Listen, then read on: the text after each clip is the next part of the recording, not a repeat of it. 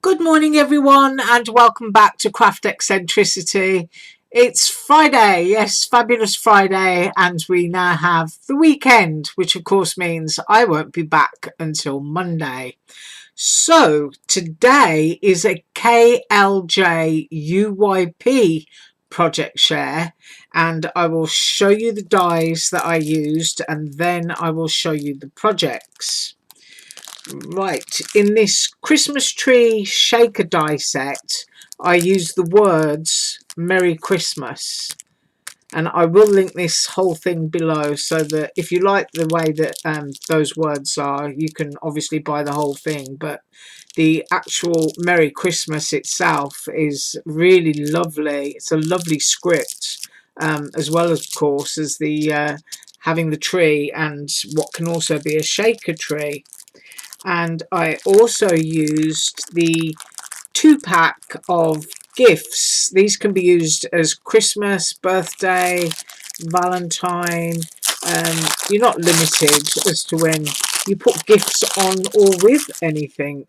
So you get 2 sets of bows, and then you get the outers, because you have to use these with the outer frames in order to cut them out. Otherwise, this on its own will just cut the design into the paper. But when you've done that both together, remove that and then cut one of these, you can create a shaker if you want to. So I've used that set. And for my other project, because I did 2, I used this set of dies, which is a candy box shaker, or it can be a box for storage for sequins, glitter if you want to have something that you can shake stuff out of or just store things in. And when I looked at the die, I thought, oh my gosh, that's going to be really complicated, but it isn't. It's really easy. And over on Nicole's page, you can actually find the tutorial there if you get confused by it. But once you cut it out and you start bending it along the seams there and applying your adhesive, it's very, very straightforward. So this is the other die that I used, and I'll measure this one when it's fully made up with my ruler. Right, so first up, I wanted to create a Christmas card that I thought was sort of like glamorous but sophisticated. So this is what I came up with. I used this pink and red paper cardstock that I got from Tuesday Morning, and also the gold cardstock is from Tuesday Morning, as is the bling from Tuesday Morning. Let's see if we can get a close-up there, because that plaid has gold foiling on it. I just think it's really pretty. So I thought after I'd finished, yes, that's glamorous and sophisticated Christmas card for a girl or a woman. So I was quite pleased with that. And then I put the whole thing on that wavy stitch frame that I'm madly in love with at the moment. So that is what I made using the Merry Christmas script and those gift boxes there. So that's my first one. And then my second project, which is using the shaker die, I thought if I'm going to use that, I would quite like it to be something that I would keep for myself and use for storage. So I made it using acetate. This is quite solid. There it is. It's got the shaky bit. You lift up the lid like that, and there's the hole. Put my finger in there because it's clear, might not be so easy to see.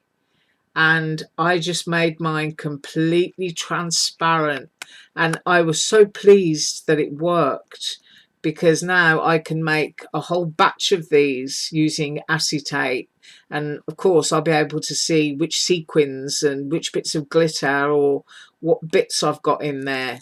I can even put my tiny little rolls of lace in there because I never buy lace in huge quantities. And you could, you know, just leave the flap up if you've got lace in there and just have the bit hanging out. You could just put it like that. But these would all go side by side really nicely in a storage box. And of course you could gift it, which is why I popped some Dollar Tree snow in there, because let's get a clear picture. Oh, my camera is awful. Because my original idea was to take this KLJUYP snowman and just crease him along the bottom. So I'm fighting here to get a clear picture. Let's see if we can do it. Nope. Might need to touch the camera. That seems clear down there. Yeah, that's a bit better. And I was going to crease him at the bottom so that I could put some adhesive, and then, as you can see, he would have fitted inside there, and I would have glued him so that he was center, and then filled the whole thing up with snow, so that if I was gifting it, the person shaking out the snow would eventually get a surprise of the Santa revealing itself inside the box there. And I still think that's quite a nice idea, actually. I said to my husband, you could make these and you could put them on the dinner table at Christmas and get people to sprinkle snow on the table. And he said, well, if you ever did that in anyone else's house, you would never be invited back again. So anyway, that's an idea for you to give as a gift, because, as I say, you know, the snowman slowly revealing itself as snow is sprinkled out. I just think that's a really lovely idea, no matter what my husband thinks.